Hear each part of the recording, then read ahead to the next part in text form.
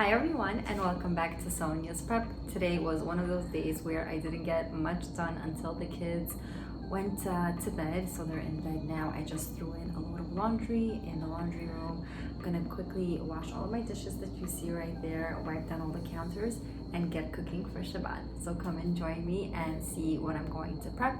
If you like these types of videos, don't forget to give this video a big thumbs up and don't forget to subscribe. I would love to have you as a viewer here on my channel. Now let's get into all the prep. Like I say in all my video preps, I just find it so much easier to cook in my kitchen with a clean slate. So I'll be washing all of my dishes, wiping down all of the counters so that cooking will be a breeze for me. I don't have to put things away in the middle. I'm starting off by wiping down the tables, and then my husband just happened to walk in with all of our food shopping. This was one of the big hauls that we do every few months. He bought a bunch of meat for me, vegetables, fruits, and I'm going to be quickly showing you what I got so that I could put them back into the refrigerator.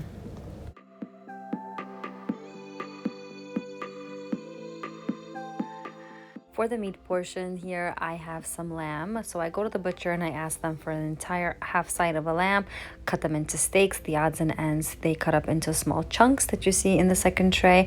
I also have some ground beef, some short ribs, and some Cornish hens over there. Here are a few puff pastry doughs that I like to stock up on as well. I have some Orzo, which I'll be using for a recipe, and those mushrooms as well will be going into a soup recipe that I'll be making this Shabbat.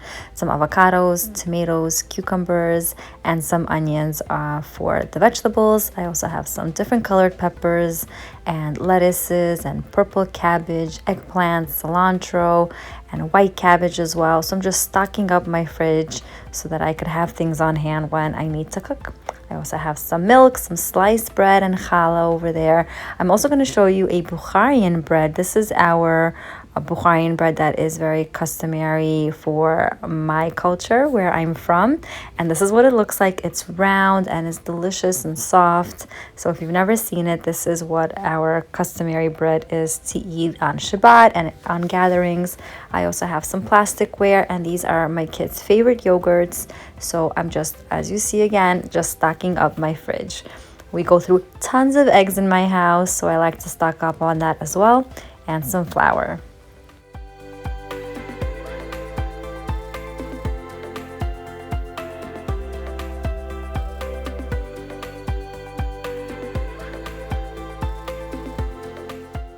Now that everything is put away into the refrigerator and into their designated spots, it's back to tidying up the kitchen.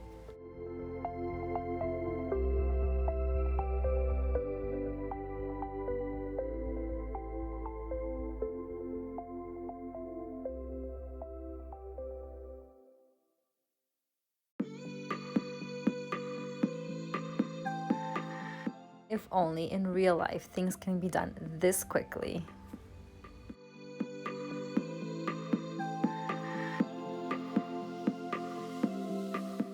For Shabbat dinner, I decided to make some stuffed onions. It's one of our favorites to have on Shabbat, so I will be taking you along and showing you how I make it. I take some regular yellow Vidalia onions, I think that's what they're called.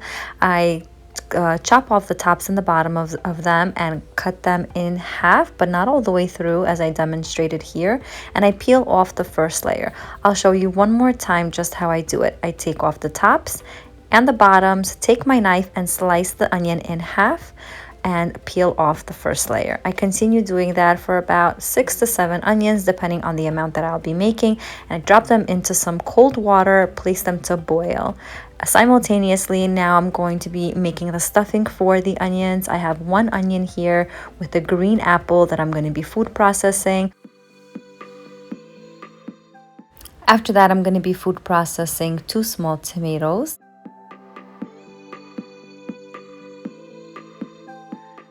Now I wash about half a cup of short grain rice. Some people use more rice, some people use less. It all depends on your preference. So once that's in the bowl, I wash it really well until the water runs clear. All the fruits and veggies that I have processed earlier will be going into the rice, as well as some ground beef that I have. I also like to add in some fresh herbs, so I have some cilantro here. You could use parsley. I season it with some consomme seasoning, salt. This all varies on your taste preference. And I have 1 small can of tomato sauce, so add in as much salt or as little as you like. At this point, the onions are nice and soft. Just make sure that when you are boiling them, that you don't cook them for too long so that they don't start falling apart on you. This is how you know that they're perfectly ready, when you use your tongs and they give in a little bit. I drain all of that liquid where the onions were. I add in about a 1/4 cup of oil, some meat bones. You could add any bones that you like, and then a little bit of the tomato sauce that I had left over. Before I start rolling up my stuffed onions, I wanted to get my meat roll ready to go. So I'm going to be sauteing some onions and getting them nice and caramelized and brown, so that while I'm making something else, I have another meal already cooking on the stove, so that I'm not wasting any time. And this is basically how you will stuff the onions. I peel each layer off. Those little bits I just throw into the pot, and each layer gets filled with that filling that we have made. And we are going to be placing all of those little onions that have been stuffed into the pot.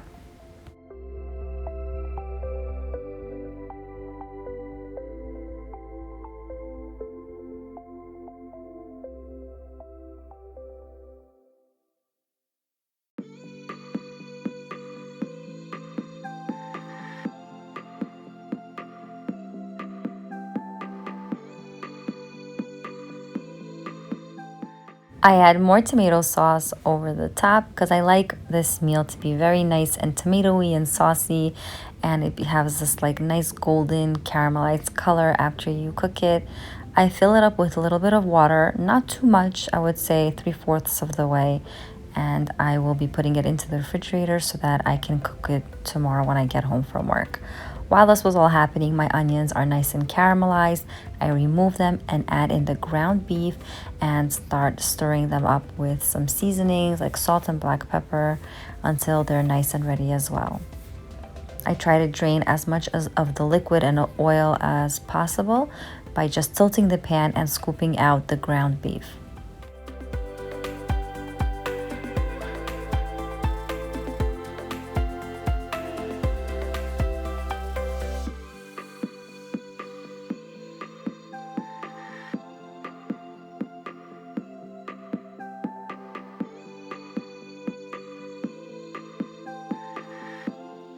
Because I do have quite a bit of the stuffing left over from the stuffed onions, I decided to make some meatballs out of it. So into that same pan with a little bit of oil and the juices from the meat, I will be making some meatballs. Then I will also be making some basmati rice. It's 2 cups of rice, 2.5 cups of water, some salt, 2 tablespoons of oil. I mix it all, and I'm going to be placing it in my fridge so that I can bake it in the oven tomorrow right after work.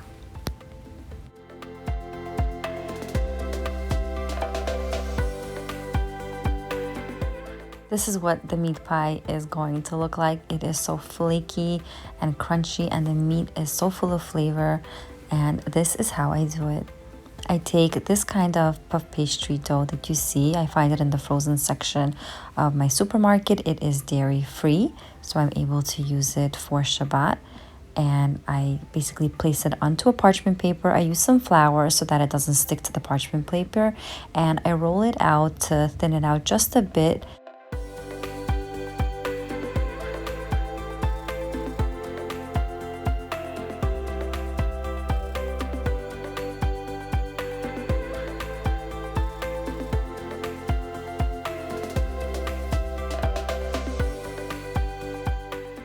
To the middle section of the dough, I do add in the caramelized onions, and then I top that with the ground beef that I have cooked earlier. And then the third layer is the caramelized onions again, which is just such a nice explosion of flavors in your mouth because the caramelized onions are nice and sweet. The meat has nice flavors to it with the cumin and coriander that I added, with some salt and black pepper. You could totally add in any types of seasoning that you like. I basically fold the flaps over and pinch everything together.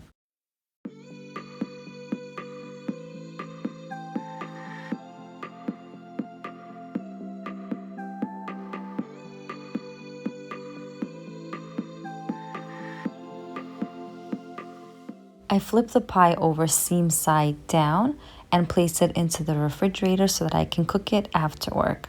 Now that Shabbat is coming in quite a bit earlier, I hope to make a video on how I prep everything on Thursday to make my life easier on Friday, because I do get home from work at around 3:30, 3:40 sometimes, depending on traffic.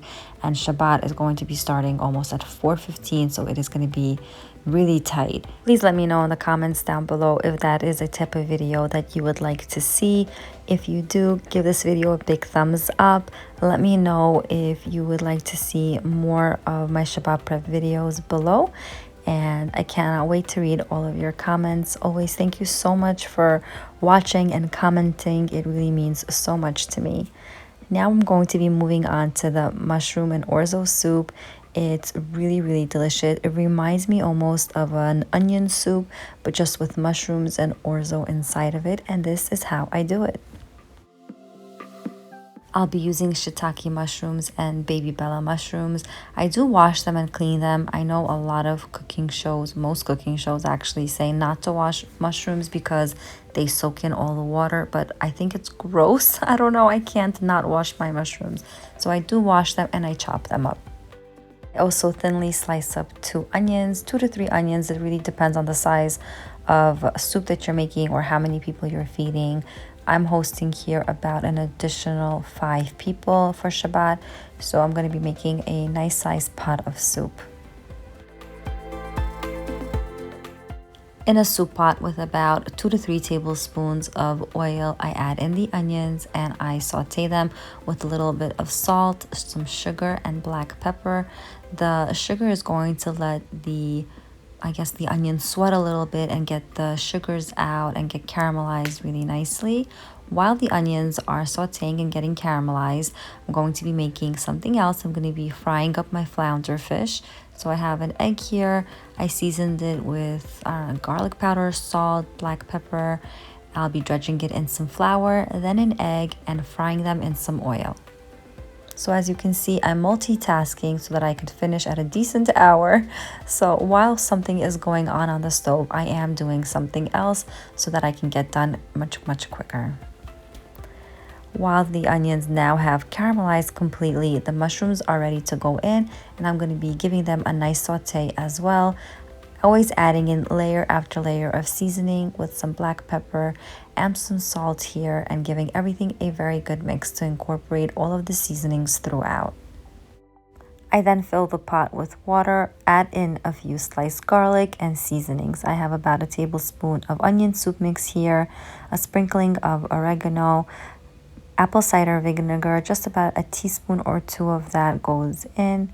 I mix everything and let it cook for an hour or 2 until everything is nice and caramelized. I also wanted to make a banana cake, but I did not want to be up for about an hour of it cooking. So I just mixed all of the ingredients and placed it into the refrigerator. This is me right after work on Friday. I'm going to be taking everything out, cooking it in the oven, and showing you my routine.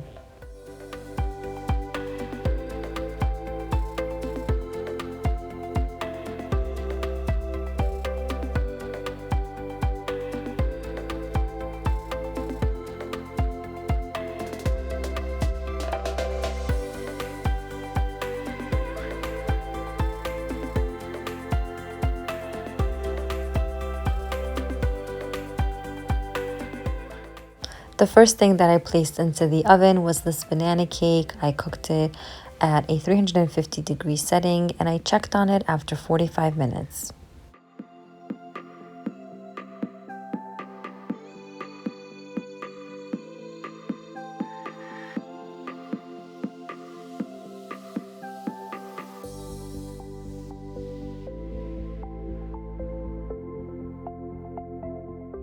Now that the meat pie is out of the refrigerator, I crisscross it with a knife and I baste it with 1 egg.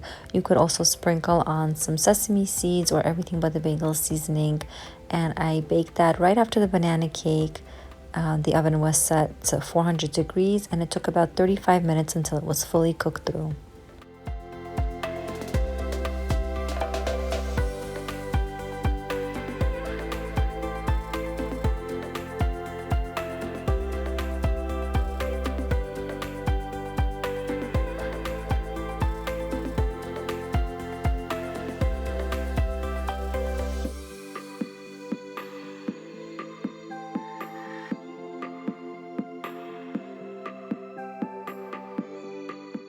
So as you can see, there's a lot going on, just placing everything to cook one by one. And now that everything is pretty much cooked, the kitchen is definitely looking like a hot mess. So I will be cleaning everything up. I love to have clean counters and wash dishes right before Shabbat starts. So now that everything is pretty much done, I'm going to be spending some time tidying up the kitchen.